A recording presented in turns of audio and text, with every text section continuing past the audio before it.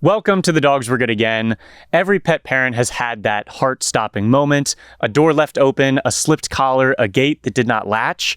Today we're talking to the person people call when that moment turns into a missing dog. We'll talk about how to prevent it, what to do the second your dog gets out, which panic reactions make it worse, and what to do if you see a lost dog. We, of course, before all of that, have an Adoptable special guest. Oh, that looks like a good dog. That's a good dog. Yeah, that looks like a good dog. A very good dog. Please join me in welcoming Trudy. Hi. Her ears are ridiculous. Come here. Look, I've got this for you.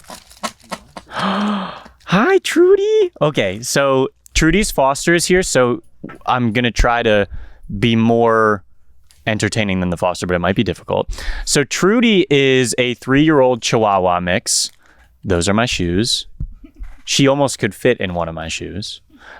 She's available for adoption from the Hit Living Foundation here in LA. Almost got an early ASMR. That you found them. Those are the treats. Just make yourself at home. She can fit in more places than most of our guests, so I'll keep an eye on her. Yeah, those ears are ridiculous. Also, she has some snaggle teeth that we hope to see eventually.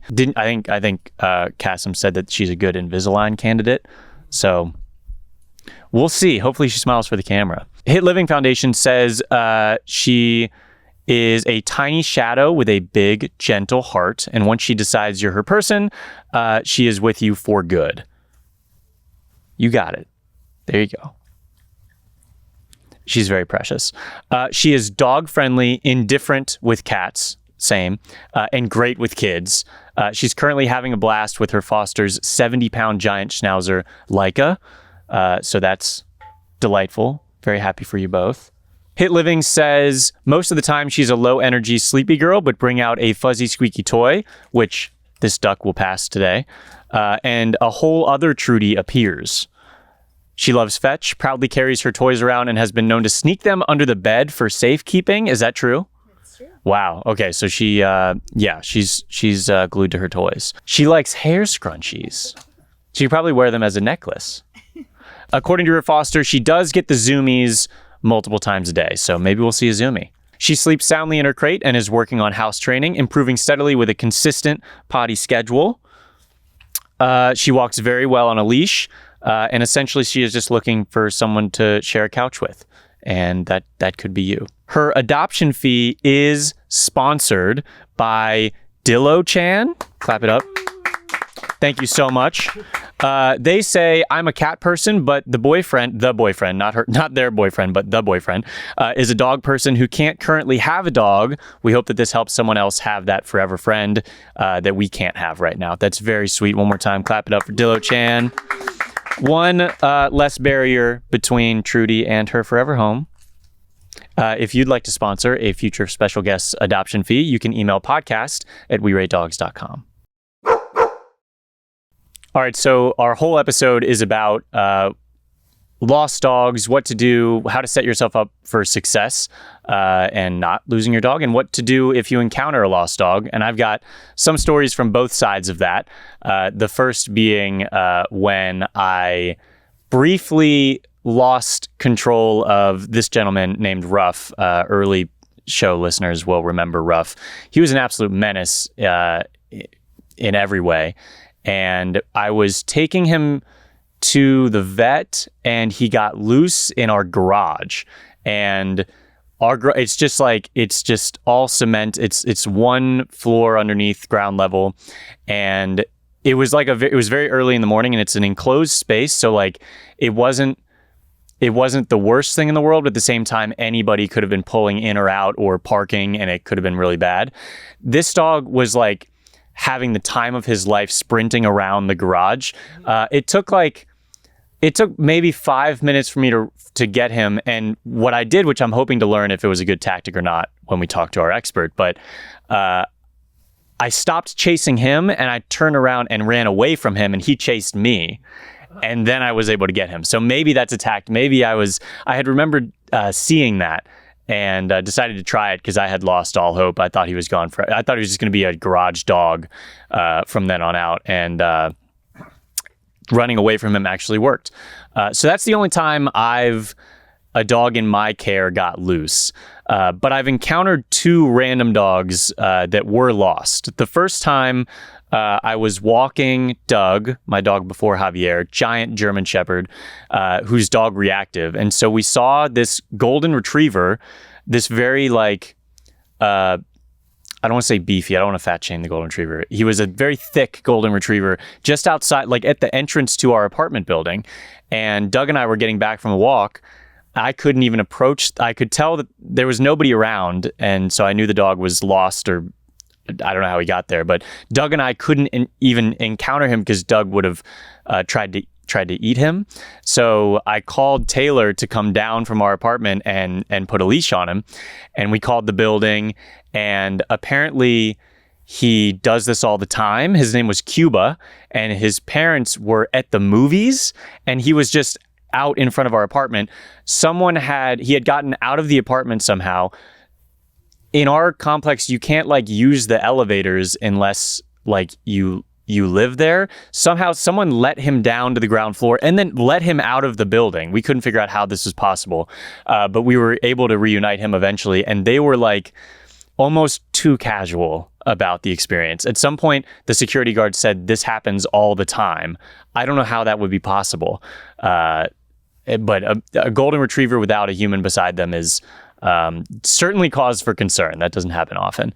The other time was on the highway. So I was with Doug driving to, I think his boarding facility, when all the traffic stopped because a dog was running back and forth in the middle of the highway. And I pulled over with one other person because I thought it was their dog. It wasn't. They were just someone also trying to help. And the dog eventually was just running up and down the shoulder, and there were cars screeching to a halt. It was very dangerous. And also I had Doug with me, so even if I were to capture him, I would not have been able to put him in the same car. And we after a couple minutes, the dog took off down a hill, off an embankment to the highway, and that was kind of it. That's when I started telling the other individual that try, Facebook groups, and they were like, that wasn't even my dog. So I hope that dog's okay. But I'm curious, when we talk to our expert, if there was something in that moment that we could have done. That happens a lot when there's a car accident and a dog is in one of the cars and they kind of just take off. And maybe our expert will have some advice for those situations. Both were very tense. I would like to be more confident going into those situations. So again, hopefully this episode can be educational for those who would also not really know what to do when they encounter that. Babs Fry is one of the most respected names in lost dog recovery. She's the founder of A Way Home for Dogs, a free lost dog recovery and rescue resource that helps families bring missing dogs home. She has helped reunite thousands of lost pets with their families. She was honored by the American Red Cross as an animal welfare hero and named San Diego's 2025 Remarkable Woman. Her new documentary, Better Call Babs, that's phenomenal. That's a very good name. Recently had its world premiere at the TCL Chinese Theater in Hollywood as part of the Dances with Films Festival. Her work is built around understanding how scared dogs behave and stopping people from making the panic mistakes that push them further away. Thank you so much for joining us, Babs. Could you start by telling us how this became your life's work? Well, I have been a rescuer since I skipped kindergarten catching tadpoles. Into our adult years, our pack started to thin down, and we inadvertently ended up involved in rescue. Found that I had a knack for the extremely fearful and lost a dog. And when that dog flew out of my husband's arms, I felt hopeless, full of fear, and didn't think anybody could help me. And that's where my journey started. That makes sense. I notice you are in your car. Can you tell us what you're in the middle of right now? I am currently parked in the Del Mar Fairgrounds. Reports came in of a dog, or what we now know, dogs howling in a space where there should be no people or dogs. people got eyes on one of the dogs. Animal control came out, assessed that not just was it fearful and going to dart, but they are below the train tracks, Oh, caught in a very precarious place if they're pressured. And they thought the dog had been clipped by a train. We came to realize there's not one, but two. And so we are working to get them safe in hopes we might be able to reunite them with missing family members, or at least make sure that their future is not left on the side of the train tracks. yeah, that makes sense. Was this a call that you received from authorities or from the family? This one did not come from family. What it did come from was people whose pet I actually had helped reunite. Oh, wow. They're paying it forward and had made some connections. So they reached out, and then concurrently, animal control got some calls and reached out. And I said, I know these dogs, or this dog. And I've kind of spearheaded the effort from there. So, Well, best of luck. And of course, if Thank you. there's a development, please let us know. of course, What is the single biggest mistake people make the moment their dog goes missing? panic. Panic. You know, when we are emotionally charged, we don't think logically. I'm an educated person with a lot of dog experience. And when I lost that dog over 10 years ago, common sense went out the window. I literally chased my dog with another dog, alligator rolling, screaming bloody murder, thinking this terrified dog was going to stop and think I might save it. You just got to stop so that you can get your emotions in check and then come up with a plan. On the other side of it, when someone sees a scared, loose dog, what is the one thing they should not do? Well, the one thing they should do is stop.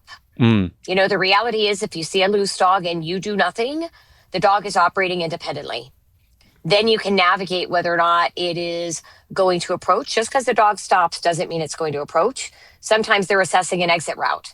But if you do nothing, the dog is operating independently based on dog behavior. You're not a deviation that it has to avoid. And then you can navigate whether it's going to approach. And if it runs, you leave it alone. Because then it's focused on the real dangers, not avoiding people predators. Yeah, so basically you're no longer being an added risk in that situation. Correct. Yeah. Yep. That makes sense. It's obviously a lot of our audience will probably, leads with panic. And it's so interesting to take a step back, and it's so logical once you take emotion out of it. So that's a really good top of the show reminder. It is. If it's your dog, there's a lot that you all talk about in terms of like the first hour, those first moments where you're really increasing your chances of finding your dog. So your dog just got out. What should your first steps be? And does it depend on how they got out? Well, yes, actually, the answer to that is 100% to the second question. And I don't give a categorical checklist. The Okay. reality right now is that there's a lot of information being passed around on the internet without context or experience. And it is very specific. It's specific to the dog. How long have you had the dog? How did it go missing? Where did it go missing? What happened when it went missing? So transparently, the very first thing that should happen is an owner should immediately connect with an expert like myself or others that has a proven track record and experience in the field, not just numbers. Because if you don't understand the dog behavior, you're going to do what everybody else regurgitates, and then you're just doing a checklist that's not founded in dog behavior. And probably not specific to your dog. Correct. Yeah. Absolutely. Most people immediately run out, search everywhere. Is that something that could make it worse? That is something that will unequivocally make it worse. Wow. Do you mind? Yeah. Do you mind elaborating on that? 100%. I'm very good at the don'ts because that's where people need the pause, and then we can guide. The reality is searching is synonymous with hunting. And when you have a dog in flight mode, you are hunting down a frightened animal who is thinking the world is full of bullets and predators. It's keenly aware of its surroundings. That's how it survives. And it's not waiting to be found. If it's findable, somebody else has already found it. You won't find it searching for it. But when you're searching, you're keeping it on the move and you're a distraction from safety. If it's your dog, you're also setting the dog up to be searching for you because you are spreading your smell everywhere you go. And rather than circling back to the point of loss or going to a familiar place looking for its person, the chaos dies down. It gets dark and everybody goes to bed distraught and waiting to start all over again in the daylight. The dog comes out and it's chasing a ghost because you're not where you've left your impression. Wow. Again, it's just like you relaying that is so, I don't want to say obvious, but it's like, it's so based in logic that it really puts a an emphasis on how emotionally driven those first moments are for people. Because it's like, no, don't search for your dog, essentially, is such a difficult thing to hear in those moments of panic. I have had people hang up on me, and it's tough. Yeah. I know they're struggling, but we're here to help them navigate their dog behavior. And that doesn't always mean we can make people feel better, but it is common sense. It's just very counterintuitive. Yeah. So I know that it's probably specific for each dog, but after they've made contact with a behavioral expert, someone like yourself, what is your first step? The very first thing I do is educate. When I remember vividly when my dog went missing and this lady went on this montage of all these things, and all I could think about is, I need to get off the phone. I don't have time for this. I need to go look for my dog. But when we got done, I became that project manager rather than people panic. And I had a set of guidelines to follow, and I was desperate enough to listen because everything else wasn't working. And so the first thing I do is get people, to the best of my abilities, off of that emotional platform and dialed in with a more pragmatic approach that's specific to everything that's involving their scenario and that's dog behavior based. I ask a lot of questions. It's a lengthy phone call with a lot of instructions, but education. As you just mentioned, if you can share with people the context for the reasoning, it makes sense. And you can go, oh yeah, that makes sense. I can execute that. I have a friend who used to listen to me talk to people. She goes, Babs, have you ever listened to what you tell people? Give me your address, open your door, put your panties in a tree, and oh, by the way, don't look for your dog. She goes, that's freaking crazy. I said, the crazier part is people do it. But there's a lot to be said about the details that make that difference. Wow, that's we'll need to revisit some of those specific points. But when does contacting local shelters, rescues, when does that make sense? Is that also kind of a case-by-case decision? No, those things are immediate. Okay. The reality is, even with people that I'm working with, animal control will get calls sometimes when they don't. Because not everybody knows you're missing your dog. Of course. They just know they saw a terrified dog running down the freeway. So they call animal control, and, looping in the organizations that may get those calls for sightings, the dog, if it's recovered, a deceased, if somebody sees it, that's where, again, connecting with someone like myself immediately is important, because then you can prioritize those steps. You're not going to miss any opportunities, and you can really dial in your project, and I call it assets and liabilities. It's a business plan. When is, so that's good to know with, your local shelters and rescues. When is social media useful? That's my world. Now hearing what you said initially, like when I see the lost dog posters, I guess you can no longer assume that the people that see those posters are going to be able to do the right things, because I'm surprised by some of the things that you've already said. So that education isn't as far widespread as it needs to be. But rewinding, when is social media useful in these cases? Well, that is, again, why your first step needs to be reaching out directly and forging a relationship with someone like myself. Just a list does you no good if you don't know what to do next, or if you see a dog, how to back off or support. I catch lots of owned dogs and strays because somebody reaches out, says, I saw a dog, and I'm like, that's my dog. I just trapped a dog that had been missing for a year. Wow. Somebody reached out and said, Babs, I saw a stray, and it was an owned dog. Social media is paramount. The biggest challenge, and the reason contact with someone like myself is important, is it's different. Social media generally, no offense, I know this is your forum, but drama sells. Oh, yeah. Emotions bring ratings. And to the Joe Blow, who's got nothing other than their lost dog at stake, those things can be deadly.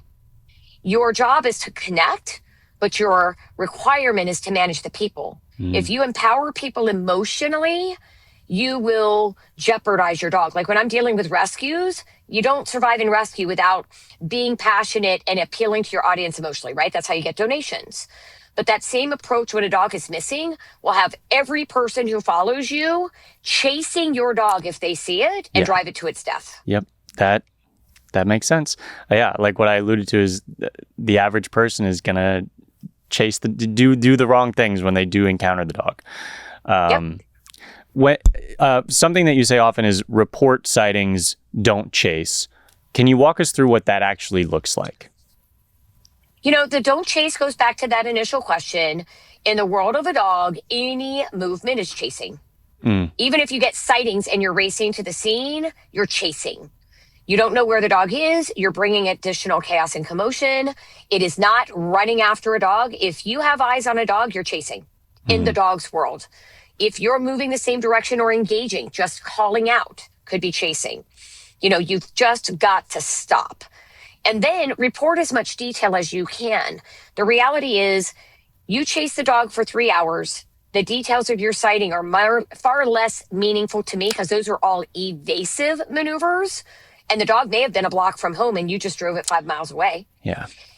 Then, hey, I saw your dog. I saw your sign. I backed off and boy, you're right. That dog is scared. Here's where I last saw it and where it went. That's meaningful to me. That's a decisive maneuver that I can integrate into a plan for next steps. Yeah. I told a couple stories before we brought you on of the moments where I've seen lost dogs. One was near my apartment. It was a golden retriever. The golden retriever wasn't going anywhere. It was easy to put a leash on them and reconnect. The other one was on a highway, and it was me and another individual that had pulled over because the dog wasn't like swerving in between traffic. They were kind of just running along the shoulder. And we got out, and I believe it was one other individual that now knowing it was definitely been qualified as chasing that dog. And then they went down an embankment next to the highway, and it wasn't either of our dogs. So we called an animal control officer to let them know that we just seen that. But what could have we done? What could have we done differently? Because that's wildly common, especially here in LA. Like Yes. Running We Rate Dogs and seeing a lot of user submitted content, accidents happen, and if with a dog in a car, and then they're bolting down the highway. So maybe specific to that situation, what would you recommend? Well, I mean, what you said is very key to something that I tell people all the time.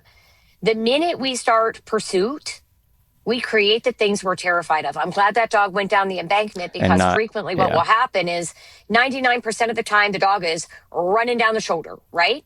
It is paying attention to danger and it's keeping itself safe. We start trying to catch it.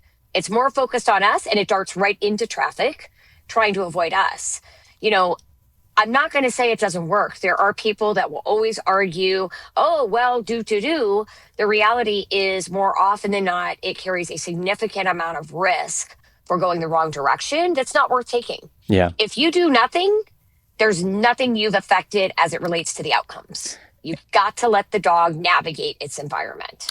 And I think a lot of our viewers, while they may want to be a hero in that situation, they certainly don't want to be the reason for a dog to be hit by a car or anything like that. So I think it's reassuring to hear that your best way forward might be one that you're less involved in. Also, like you're calling, but you're not getting out of your car in the middle of the highway, and creating a dangerous situation for yourself too. You're also hitting the dog's accelerator. I mean, I've been on the phone with owners where we were navigating the recovery. The dog was getting ready to click and people went into pursuit. And the minute a dog starts in flight mode, it's not thinking mom or dad. Mm-hmm. It is thinking, I'm going to die and everything is dangerous. Yeah. And I mean, I've listened to owners just desperately and hysterically beg people to stop chasing their dog. And people don't understand. It's just a very emotionally driven action out of fear, which is human-based, not dog-based, and powerlessness. And the reality is we've got to check those things at the door. Yeah, that makes a lot of sense. Whenever I see "don't chase" on like a lost dog sign, I think I've felt that is a comment specific to that dog, when really it's a general call that just to report it and to not chase for any reason, regardless of the dog. Correct. So Yep. that's also an interesting thing for our audience to know. Like, that's not specific to the dog because they know their dog doesn't like to be chased. That's because regardless of that dog's personality or behavior, you're not setting them up for success. Absolutely. So you said that a dog can interpret even eye contact as chasing. Oh, yes. Why is that the case? You mentioned it feels like a hunt to them, which that does make sense, but even eye contact, what is that signaling to the dog?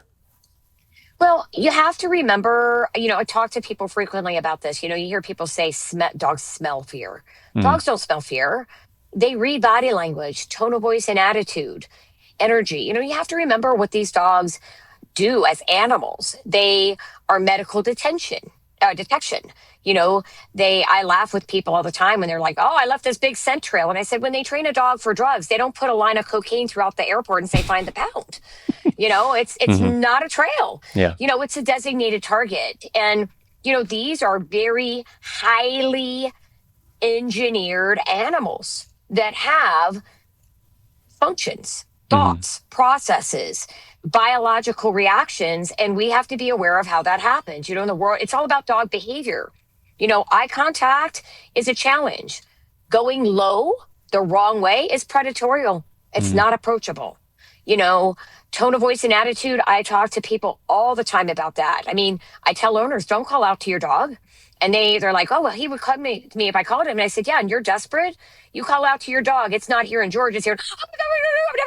And George is going, "Oh, God, they're trying to kill Dad, too. I better run." It's tone of voice and attitude. They smell better than they hear. It's all about a passive presence that allows the dog to make a fair assessment. Non-events for them is how they gain confidence. Again, it just makes sense when you put it like plainly like that. I also shared the one experience when a foster dog of my own got loose in a parking garage. And the only piece of information I could remember in my panic state was that the chase wasn't ideal. And perhaps if this dog was flopping around like it was a game. So I remembered, okay, maybe if I run away, they're going to chase me. And that's exactly what happened. Is there any logic to what I did in that scenario? No, I mean, yes and no. What you did is took the pressure off. Okay. Actually, I was just talking to my dog trainer about this the other day. Dogs are a lot like horses. It's all about pressure points. It's all about space. And like I said, it's all about non-events. And when you turned and you left, I personally would not encourage running. That is big energy, big movement. You can accomplish this. And that's the other reason talking to people like myself can be valuable. A lot of people have general information, but fine-tuning those details to minimize the risk or be better in the dog world is what makes the difference. Like people all the time talk about laundry. I'm like, it's not laundry. It's a specific article. In your case, I wouldn't run. I'd walk. Because what that does is it takes the energy out of it, but you're still removing pressure. Yeah. You would have exactly the same thing because very rarely is the dog playing. Dogs are predators in the animal kingdom, but they operate like prey animals, which is nothing but flight. It's either fight or flight, fly or die. That is a dog in one description. And the reality is, in all my time of doing this over 10 years, I've only met one dog that stood its ground in its bush rather than running when I came about trying to see if we were going to be able to capture it. Oh, wow. That's very interesting. Is there a difference between helping a friendly loose dog and a terrified loose dog? 100%. A friendly loose dog, if you do what I said, it's going to come up to you for a tail wag and say, "Find my mommy." Okay. I mean, right? Yep. That's the truth. You've given the dog the choice. It's still going to come up because it's friendly. But if it's fearful, you haven't forced it to make decisions that may compromise it. Makes sense. And then a big thing on that is if you catch a friendly dog, I do know that the county, I do consult worldwide, so I'm sensitive to the fact that everywhere is different. And even in California, San Diego, we're very fortunate. Our shelter system, as far as shelters go, is very generous with its hold times, its ability for finders to keep dogs and things like that. But, and I know LA and other counties are not always that way, but if you find a loose dog, never assume it dumped. Never. That dog I said I caught after a year is a pit bull that was emaciated with a bleached black coat that you would have assumed had nobody looking for it. Mm. And it was just hiding and running scared for that length of time. So you've got to do your due diligence, and you have got to do what the law dictates for your area, because that's how owners are reunited with their pets. Don't jump to conclusions. Then, after those steps are followed, take the appropriate steps as far as trying to rehome it, find a rescue or whatever, but please don't skip those important steps. I feel like this topic, it keeps recurring on this show, where I dislike when rescues jump to the abandoned language when they find a stray or just a dog that they seemingly has no owner. Because not only are there a variety of socioeconomic reasons why that dog is there, but there's also a chance that there's not an antagonist in that situation. And I think, again, you pointed out it really early on that certain rescues thrive on there being an antagonist, because that's what gets people riled up. That's what keeps the donations flowing. But oftentimes that isn't reality, and it doesn't set up. I think it implies that there are more abandoned, not that it doesn't happen, but that implies that every dog you may see has been dumped. And I don't think that helps what you're describing either. No, I couldn't agree more. And that really gets under my skin when I see that, because even here in San Diego, it's like, if you are a responsible and ethical rescuer, you have nothing to lose by following the law and going to the greatest length possible to track down an owner if there is one, because then you can exit it and take it into rescue. Exactly. You've accomplished the same objective, except that you have given an owner an opportunity and then have educated conversations. I had a German Shepherd that I trapped who was nasty. And I'll be honest, he was intact and unshipped. And generally speaking, that does not mean there's owners looking. Not always, but generally that can be an indication. But I still believe in the core essence of what I do. I followed the law.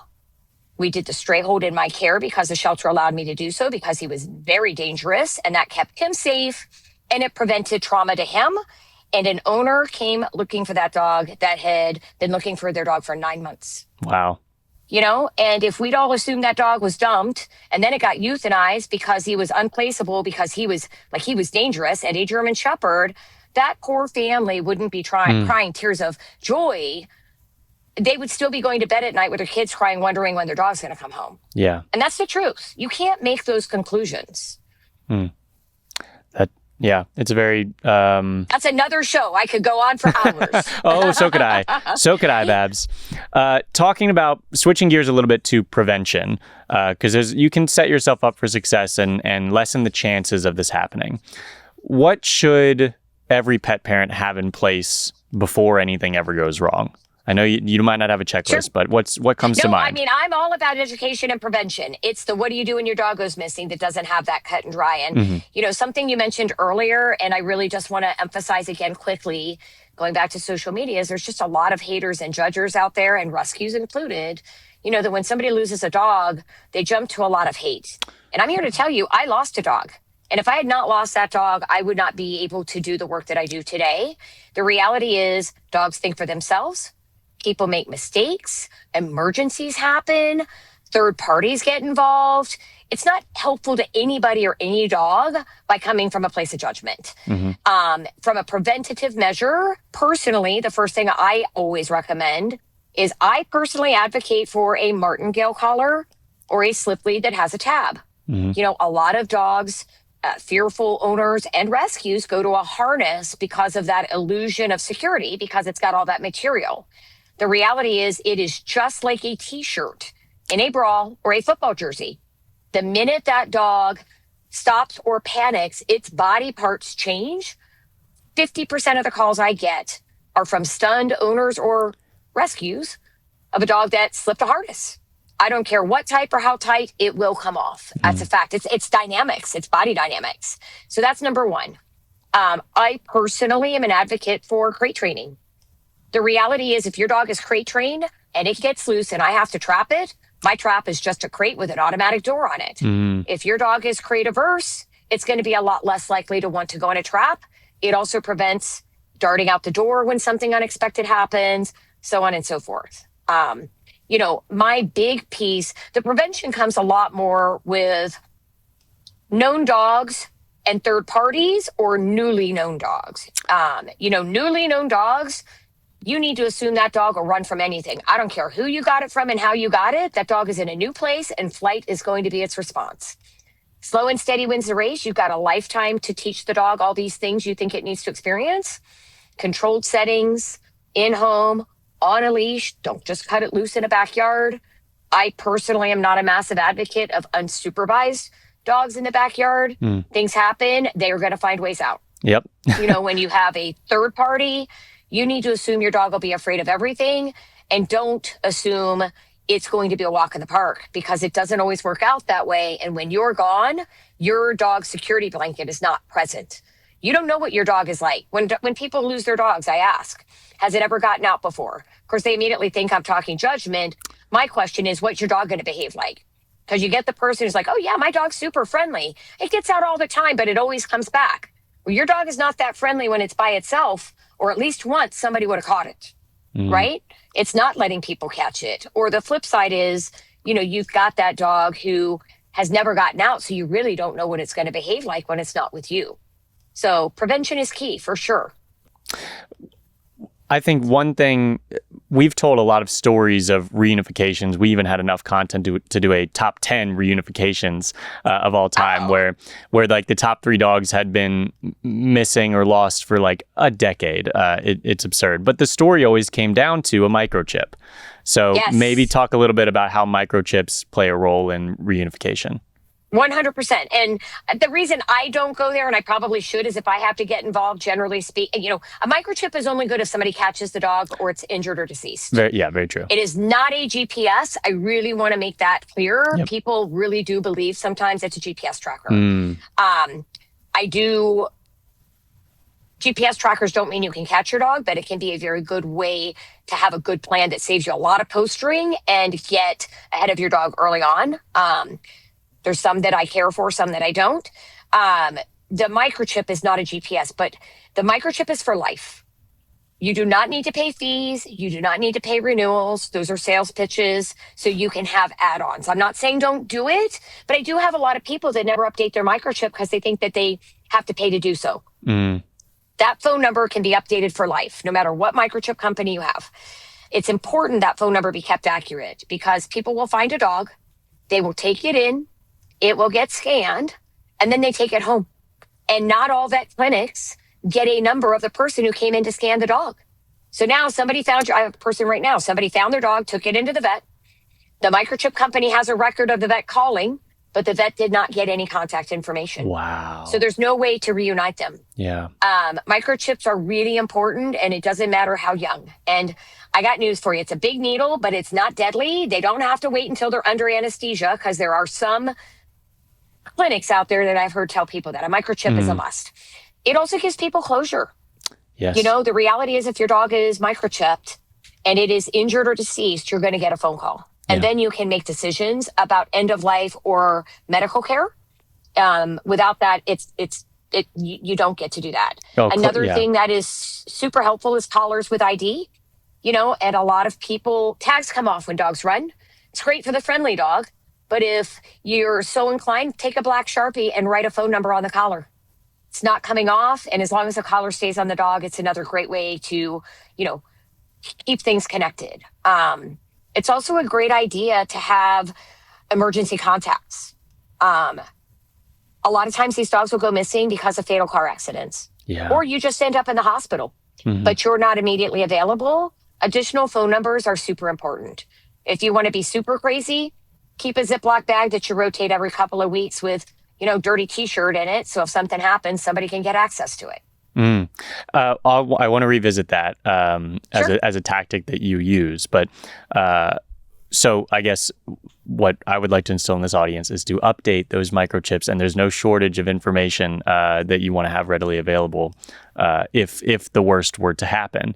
And then going back to the leashes, I'm familiar with both of those, but for those who are unfamiliar with the 2 leashes that you recommend, is it because of the way that they're Well, maybe just because I'm familiar, because I had to use, my last dog was very dog reactive. So I used a slip lead, even one that kind of routed around his nose, like manually is what I did, because I was completely in control. And if he were to lunge, it would tighten. Instead of a lunge being like a t-shirt and depending on the direction of that lunge, the whole thing coming off. So is there any more context as to why you recommend those two leashes? Yeah, I mean, the concept between both of those is that if the dog panics, they will tighten rather than come off. And if a dog panics or if something happens, you have an altercation with a dog or whatever, the amount of force that a dog is going to put into some flimsy little piece of material is going to come off. What I will say is that there are some people that would argue those tools because of trachea damage. Here's what I would argue to both schools of thought. First of all, if there's not a medical necessity, it is not an equipment issue, it's a training issue. Your dog shouldn't be pulling. Yeah. I have never had a slip lead or a martingale kill a dog, but I've had lots of cars kill them. I was going to say, you should be weighing the risk of both scenarios. Yeah.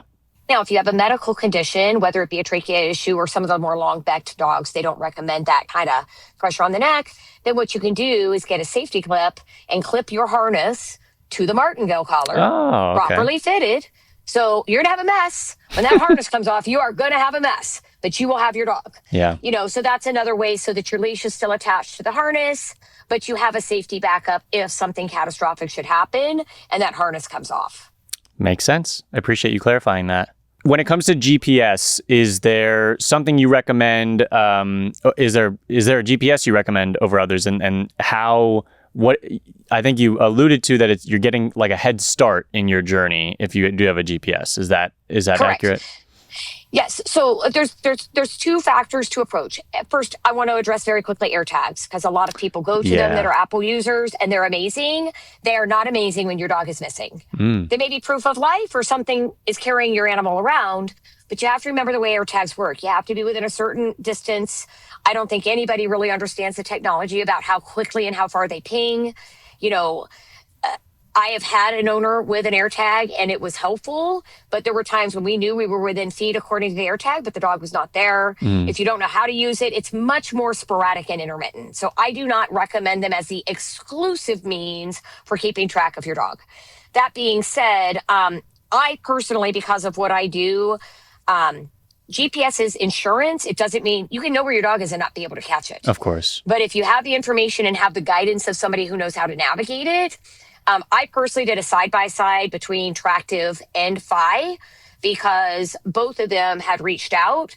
And frankly, I am a Fi supporter hands down. Hey, that's what she's wearing right now. Tractive was not user-friendly. It was frequently offline. It was grossly inaccurate. That was just for my experience, but I put it on the same dog. Yeah. Fi is still glitchy. I'll be transparent. For a technology-oriented company, their lack of technology blows my mind, but they're catching up. But I actually also partner with them. And this is not a gimmick for me. My stuff is free. I don't get anything in return. Yeah. That's because of what I do, and I'm a rescue. But what I will tell you is we have recovered a couple dogs really quickly because what that does is it allows us instantaneous information that allows us to take strategic steps. Now, here's what I will tell you, going back to people panic. I actually had an adopter lose a dog, and I'm like, I get out of lost mode because they were panicking. It's in lost mode, and they're chasing their dog. First of all, you don't chase. But when you put that collar in lost mode, you're killing the battery.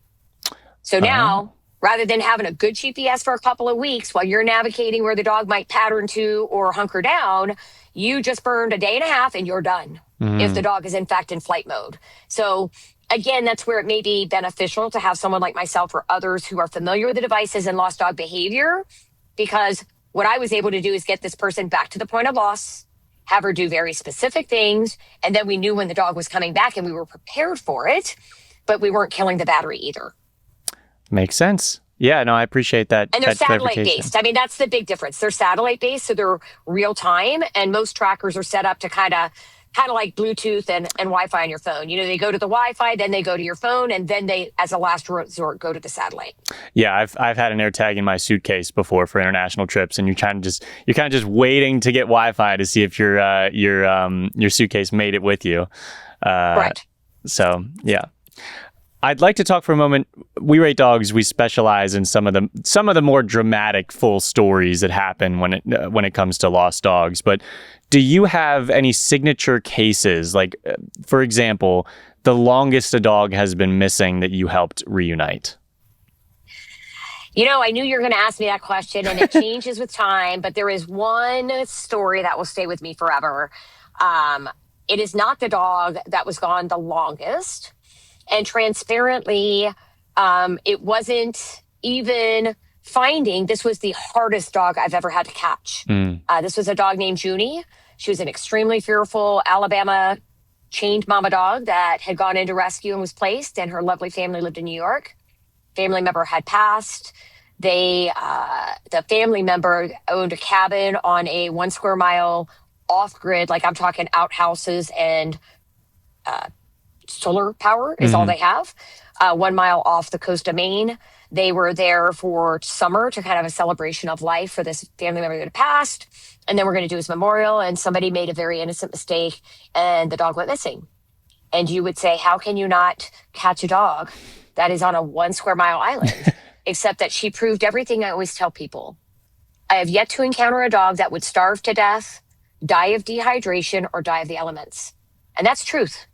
They're animals and they will figure it out. And I have had case after case after case prove me wrong.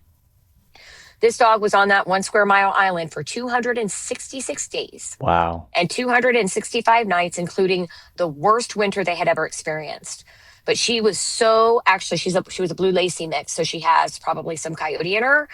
That dog's sensitivity to things was off the charts. Like at one point when we were trying to get it on food, Grandma had put her hand on a tree and legitimately that dog came and went up one tree and down the other like she was a TSA dog and said, nope, people have been here. I'm not doing it. Wow.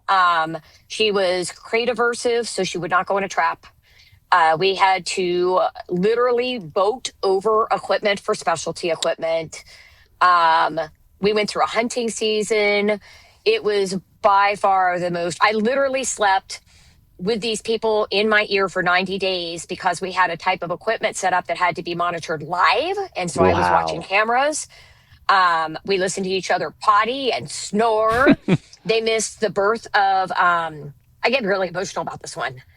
During this 266 days, family members missed a memorial, Thanksgiving, Christmas. Grandma missed the baby shower of her very first grandbaby, missed the birth of her first grandbaby. And this dog came home to a baby that was already born. And what is like, so I'll say it. I like kids just a scotch less than hugs. They're not my kids and I don't get along. This dog, it's like when it came home, it had a job and it is the best nanny you've ever met. I mean, they send me regular updates and I love this baby. I can't wait to meet this baby, even though I hate children. It was a grueling recovery that never made it to Facebook because I'd have to write volumes and I'm too busy. None of my stories make it there, but that really is one that will stay with me forever. I can't wait to fly to New York. I've never even met them. Wow. I cannot wait to fly to New York. Oh, we got to get you there. Hug those people and God, just kick that dog's ass, frankly. So anyway. Wow, that's a special one. Thank you so much for sharing. Is. Of course. Do you know the longest one off the top of your head? I do. Okay. The abbreviated version is a dog named Grim. Went missing when a roommate left a door open as a 5.5-year-old skittish dog. Dad and I worked together for about 2 weeks. Dad was really struggling with the process, which I think might have created some setbacks. Loved his dog. I mean, the setbacks, nobody goes out thinking I'm going to kill my dog and it'll disappear forever. Yeah. But every time we got a sighting, he raced to the scene. He was hunting down his dog, searching madly. And 2 weeks in, the dog went MIA. And we kind of fizzled because there were no sightings and Dad was struggling. I work with a lot of the local authorities because of what I do. And so a local ranger reached out and said, Babs, we have a dog that needs help. I'm like, okay. She goes, we do clear outs of the riverbed. For years, they've talked about this dog when we get after them about their trash. I thought they were just extra crazy. Mm-hmm. She goes, I saw the dog. And I'm like, okay, well, what do we got? She goes, I've seen the tracks. It's here. And so I put out food and a camera to assess, what kind of dog are we working with? Is there a dog? And trapped it. And there were some anomalies about this dog, kind of going back to what I mentioned earlier. very rarely do you find a neuter dog with no microchip. Men will microchip dogs, but not take their private parts. But a neuter dog with no microchip is weird. And this dog had some other anomalies to it. And I reached out to some contacts that are on social media a lot more than me. That's where social media is key. They started looking through lost posts. They came across Grim, which was the dog. I mean, 3 years later, I'm not thinking about Grim. Of course. I mean, there's 10,000 black dogs. And sure enough, and so I called the owner. I was very sensitive and cautious about how I did that because 3 years in, the last thing I want to do is give him false hope. I mean, this man loved his dog. Yeah. And I'm talking to him about some things, and I'm like, I think there's a slight possibility. And he goes, oh, there's no way Grim wouldn't survive. He's on a special diet and has severe food allergies. And one of the things about this dog is that he had, I think it's called alopecia. Basically, his hair, it was very clearly an allergy. And I'm like, oh my God, this is Grim. Yeah. Because he had not been on a special diet. He was having food allergies. And I'm like, well, he goes, I've moved. And I'm like, okay. And of course I'm going, oh my God, this guy doesn't want his dog back after all this time. Because now Grim's 9 years old. Yeah. And he goes, well, I've moved. He goes, but I can have somebody bring him to me. I'm like, oh, no. This dog's been out for 3 years. He'll be lost. And that's not happening. Where do you live? He goes, Texas. What a lot of people don't know is that we also own a sanctuary in Texas. My husband's been there for about 8 years. We're actually in the final stages of putting together a place for the dogs in my rescue that sadly will probably not transition solidly into new homes. So we want to give them better than just kennel crates and occasional offsite trips. So we're building a sanctuary in Texas. I said, where in Texas? It turns out he lives, I don't know, an hour and a half from our sanctuary. I said, I will keep your dog safe. I have a trip planned and I'll bring him with me. And sure enough, I mean, it's crazy. Wow. 3.5 years later, that dog said hi to dad again and living his best life. So were you able to be a part of that reunion? Absolutely. Yes. What is that like? You know, a lot of tears. You know, I see a lot of ugly people in what I do, transparently. Yeah. A lot of people newly adopted, they just wash their hands of it. You know, owners who just struggle with the process. So I become the enemy because I can't make them feel better. So I step back. I get yelled at every day for free. You know, the fact of the matter is, it's cases like that in the Junie scenario that remind me why I do this. Yeah. And remind me that there are amazing human beings on this planet and how incredibly special the bond is. You know, you were talking about economic, you know, things with dumped dogs. I had some people early on that were really critical about my Facebook because I don't care. I'm friends with everybody, you know, and I also am in recovery. So a lot of my closest friends have done things that people wouldn't dream of. That's not who they are today, you know, but I've got gang affiliated and other people. And I'm like, you know, doesn't mean they don't care about their animals. Yeah. You know, and the one thing I can tell you about dogs, and we all know this, and there's lots of programs out there that prove it, is they just cross every socio-economical barrier out there and create a crazy bond between people. And I get to see that every day. I always joke. I'm like, I love watching grown men cry. Because boy, I'll tell you, every day, it's crazy the impact these animals can have on your heart. Yeah, we have I guess it's a value at We Rate Dogs. I've gotten to mention a few episodes in a row now that people are generally trying their best. And I think it's something to remember in the animal welfare world because, again, it's so easy to come up with an antagonist because of how much you love dogs or your dog, when sometimes there is no antagonist and people are just doing their best. And I think that can also make reunifications like this more likely if people led with that mindset. I share with people a lot my recovery work because it really parallels. And the fact of the matter is in recovery, you know, we talk about we did the best, like my parents, for example, they did the best that they knew how to do with what they had at the time. You know, they had no malicious intentions. There was nothing of malice, you know, and it's a lot of times that's the way things happen with these dogs. And at the end of the day, you know, coming from a place of judgment is not helpful. Coming from a place of education helps. And it can actually, I mean, how many dogs would be much happier with their people than at the shelter because you assumed they weren't worthy enough and didn't provide the care you thought they should have? Exactly. You know? So, yes. Yeah. Yeah. Switching gears to, you know, the search when it's done right. Once you get a confirmed sighting, how do you turn it into a recovery plan?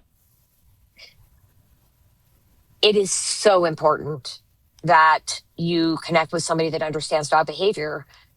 Not everybody. There are some people out there that just really are still fear-ridden and emotional that do the work that I do, and they probably are not as good at it as they could be because of that lack of objectivity. Mm. I tell people all the time, I mean, just because I'm hard-line does not mean I don't feel. But Yeah. when the surgeon has you on the table and you're bleeding out, they don't get to lose their caca, And the reality is I can't get emotionally invested in this catastrophic setback. I have to be here to keep us objective and streamlined. And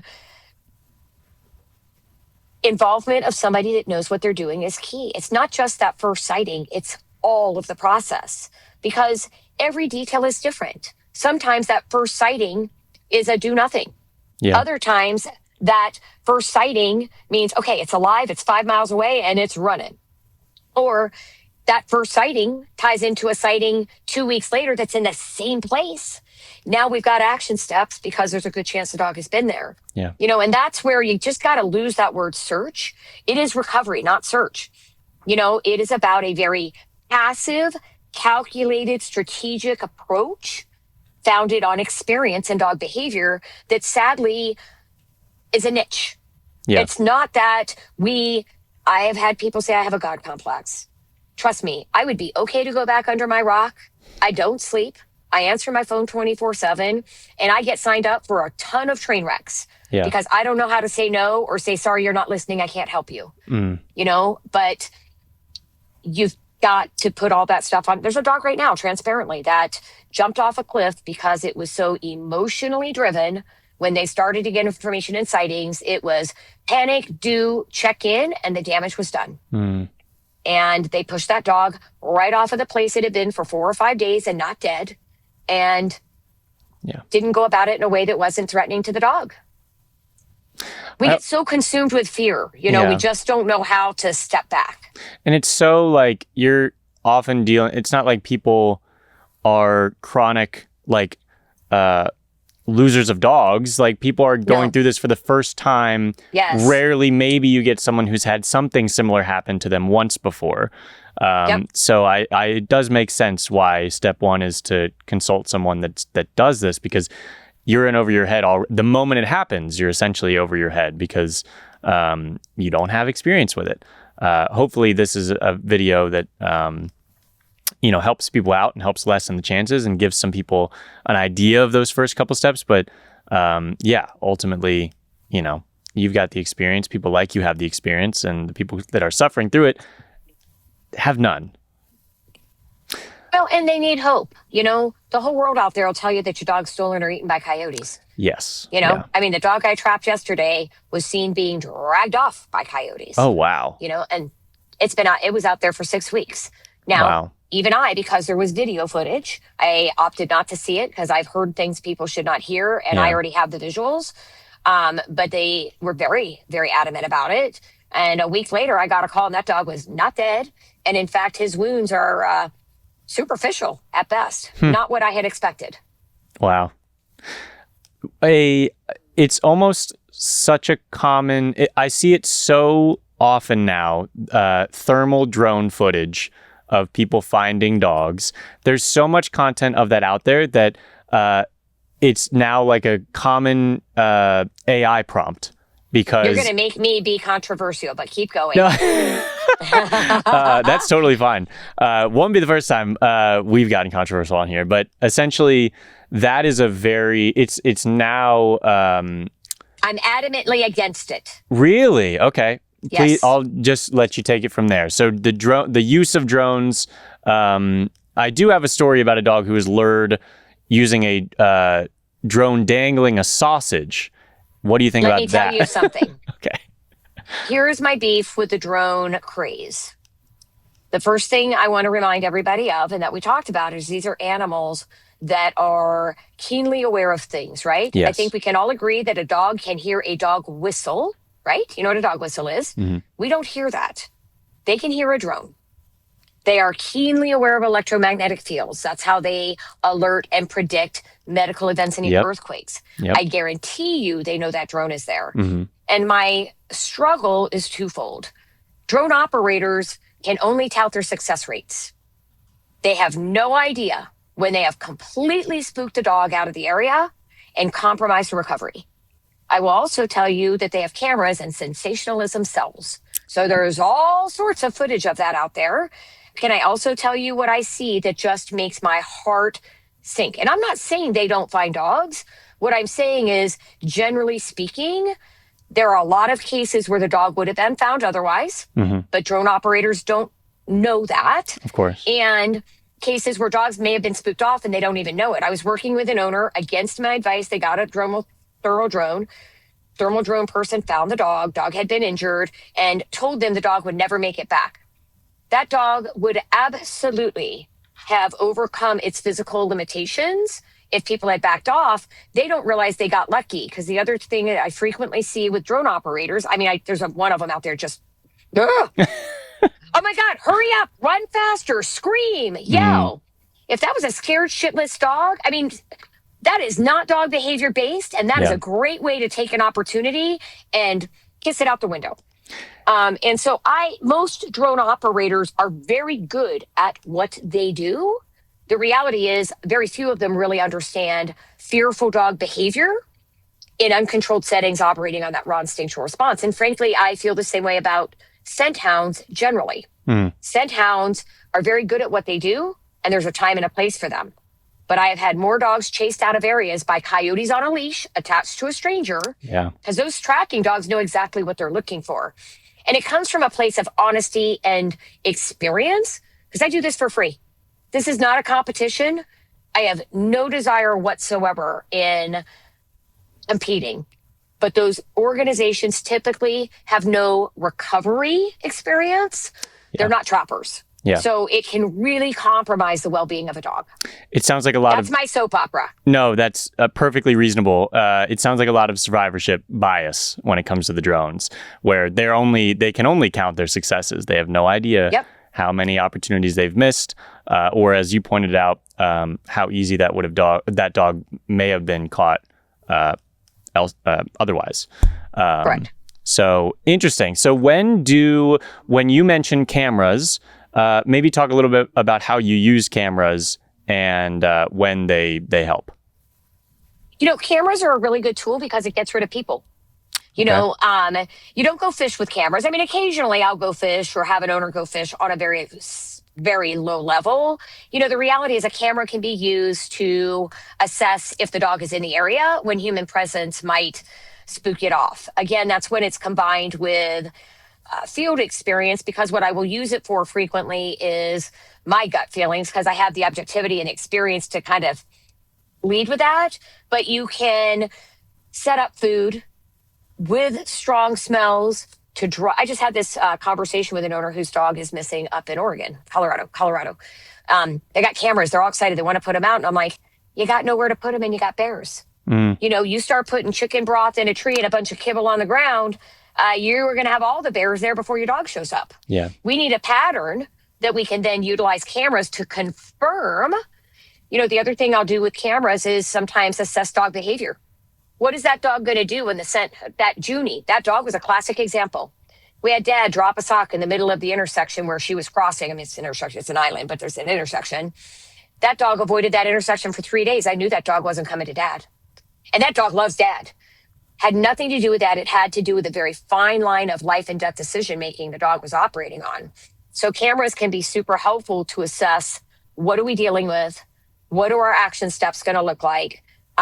Sometimes I'll use cameras in place of people after the fact. I can't tell you how many times I've had an owner go based on experience and knowledge. I can't tell you how many times I hear people, oh yeah, well, we did this and we went to the last sighting. I'm like, stop with this last sighting business. You've got no context. Now your dog's in the middle of the woods rather than coming back to your house a quarter mile away.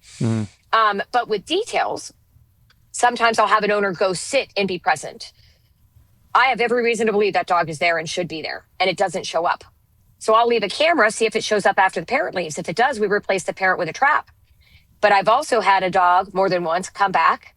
At a distance, it's afraid of making a deadly mistake, so doesn't approach its person. I have parents leave an article of clothing there. The dog comes back and is frantically looking for its person. Now that dog is thinking about its person. The switch has flipped. So now when I reintroduce mom or dad, that dog is coming to its person. Yeah. So there's just a lot of contextual applications that can be helpful. Just even you having the experience to know the order of events of those things, or what certain reactions mean when you introduce cameras or an old article of clothing is just not, it's not what is intuitive. It's almost the opposite. And it's different. And that's where I get upset because, one of the things I will see frequently is everybody says, put your laundry out. And I'll see somebody, newly adopted dog is scared to death of the person. But yet people, well-meaning, but tell this person to put their shirt in a tree, which is going to keep the dog away. The dog is scared of, hello, there's no relationship there. So context is everything. Same thing with buddy dogs. You don't take your buddy dog out looking for the lost dog. Yeah. Your lost dog is not going to pop out of a bush hoping to find its friend, because if it's a coyote rather than its friend, it dies. Yep. But once you've left, now that dog is looking for its friend and you're spreading scent. Or I just had an owner on a golf course, I don't know where somewhere in the United States. A dog took off from fireworks, was gone for 5 days. We got sightings, got enough information to think that having mom sit in, and dogs typically come to dogs before people. And these two dogs are heavily bonded. It was a strange setting and an uncomfortable environment. And when the dog showed up, the buddy dog started barking, alert barking, not buddy, I'm over here. We called it quits. That dog had been there for 5 days. It wasn't going to leave if we didn't give it a reason to do so. So I had mom leave an article of clothing. We withdrew, and then we revisited without the buddy dog, so that there would be a little bit more of a receptive audience, and we didn't need, that mitigating factor that could cause the dog to stay away.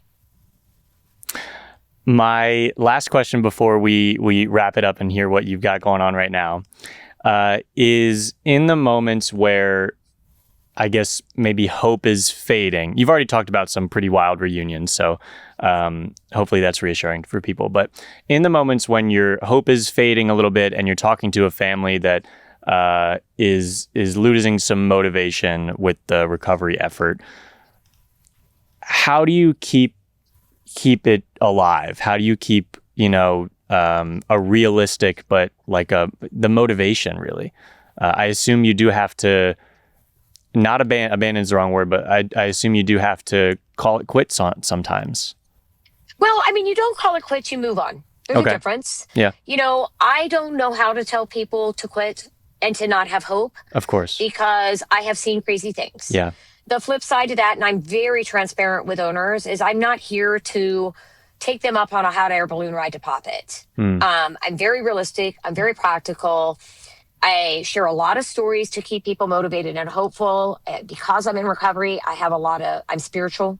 And I preach a lot of that to people. Not spiritual of the traditional variety. I'm not like a Bible thumper or anything like that, but at the end of the day, we all, generally speaking, believe in something bigger than us or nothing, one of the two. Yeah. But you just have to trust. And my experience has been, it is incredibly common for dogs to be invisible for 3 to 5 days. Even common for dogs to go 2 weeks without a sighting, and not abnormal for 30 days to go by. So you stay the course until you have a reason to believe otherwise. You can't just abandon ship and go back to doing all the bad things or the setbacks because you don't have a sighting. I do tell people that once you start getting into that 30-day mark, doesn't mean you're not going to get your dog, but that's when you can start to resume a little bit more of a normal life. Yeah. And as time goes on, you start to embrace the possibility that life normally may not involve your dog, but always keep that spot open. Yeah. And I always try to be very, very honest and transparent and practical in my conversations with owners. It's a struggle for me because transparently, early on is maybe where I struggle the most, and maybe I tend to be more harsh than I mean to be. People really need that social work piece, frankly. And that's not me as a person, but I can't go there as their expert. Of course. And so I tend to shut that down, or I admittedly tend to get impatient with it because it draws me into it, right? And I learned in recovery, as much as I hate to say it. When I got into recovery, I could give a crap what you think, and nothing bothered me. Yeah. And what I learned is I'm really a very big people pleaser with a hard exterior and a marshmallow, and doing this work, it's hard. I want to tell people I can guarantee them a happy ending. I want to tell people to do what makes them feel better. I want to make them make the pain. I want to make it better, but I can't, and that is the struggle. And I have to, it's a good growth opportunity for me personally too, because I have to remind myself that, like you said, I do this every day and I have to stay regimented in what I do. I'm good at triaging my time. Sometimes I make the mistakes of being available when maybe I should just wait and make the call later because I know people are feeling desperate, right? Yeah. But I have to be patient and maintain grace with the people that are really struggling. And remember, this is their only lost dog. And this is them struggling with, I have, in their world, paralyzed them. They're not allowed to go look for their dog. They're sitting in their hotel room. They are watching bears traipse through the garden. This is a case I'm working on currently. Yeah. But then God is really good because then we'll get that one sighting that's enough to invigorate them. And it's like, okay, you're good. Or when I'm working with owners, there'll be times where I'm like, your dog's done everything I said that it would. I don't mean that as in I know it all. I mean that as in trust your dog. Mm-hmm. Trust me. We are in the game and we're going the right direction. It's a marathon. It's not a sprint. That's very well said. I think that you being realistic is certainly helpful in the moment. Like, I think that's the only way forward. And I know that must be very difficult as a people pleaser, as you're describing yourself. But I think more than you recognize, you're probably exactly what people need in that moment. More than from a lost dog expert, but also who you are. So I have sad people say that you're tough and you were really direct, but that is what I needed in that moment. But again, that doesn't justify being insensitive or overly abrupt when I don't mean to be. But I'm human too, and that's what people forget is that, I watch dogs die every day. Mm-hmm. I listen to horrible things happen to them. I've watched a dog be almost home to then not make it. And this is life or death, not feelings. And that's the truth. And that's what I have to remind people of is that in this moment, I've had owners where at the end we're like, okay, now we can cry. Let's cry. It's life and death in the moment. And we have to make prudent decisions that don't put feelings into it. Babs, where can people find you and support A Way Home for Dogs? My website is awayhomefordogs.com.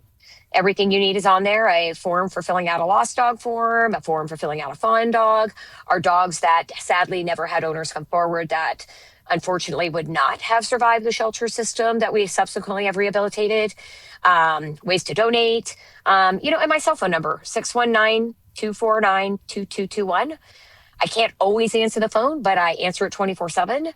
And I always make myself available for people so that they can get ahead of the mistakes and prevent the setbacks that can, sometimes lengthen, if not fully compromise a recovery. You also recently premiered, is it a documentary, right? Better Call Babs. It's a documentary. Can you tell us a little bit about that and where people can find it?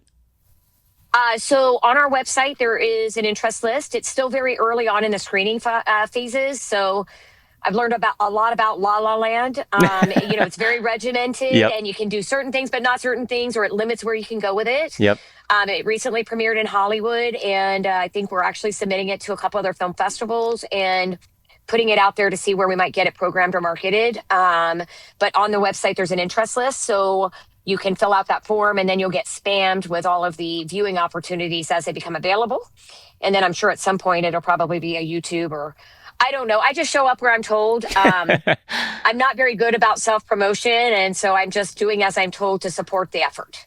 Well, that is amazing. Congratulations. And we hope it goes very far, if only to further educate people about this very important topic.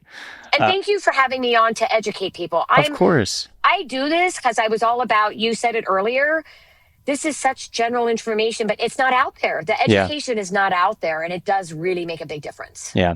It's just so funny that if you take a step back, it's like not the first thing you would think, it's the second thing you'd think. And often, again, when you're running high on emotion, it's not going to be, you're not going to wait for the second thing you think. No, this was very, very helpful, hopefully very educational for this audience. I know they're going to appreciate it. You shared so much wonderful information. Is there anything else that you think our audience should know, something that I didn't ask you? You've covered just about all of it, honestly. I mean, the biggest message is there is help. No matter, I've consulted worldwide, including Shanghai, and there's help and there's hope. And early on, unless you have a reason to believe your dog is deceased, then don't let everybody else convince you otherwise. No body does not mean no dog.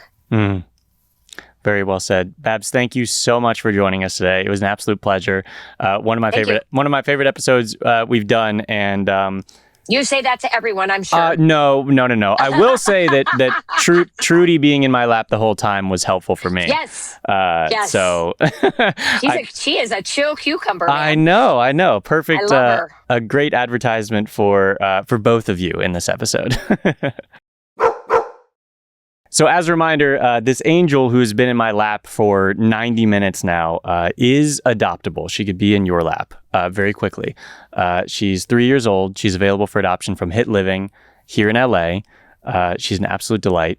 And look at her ears one more time. Thank you. She appreciates that. If you enjoyed this episode, give it a like, subscribe if you haven't already. If you're listening to this, add us to your playlist on Apple or Spotify, and we'll see you next time with another Adoptable special guest. Oh, that looks like a good dog. That's a good dog. Yeah, that looks like a good dog. A very good dog. Hey, that looks like a very good dog. Dog, is that your dog? If not, is there a way I can adopt?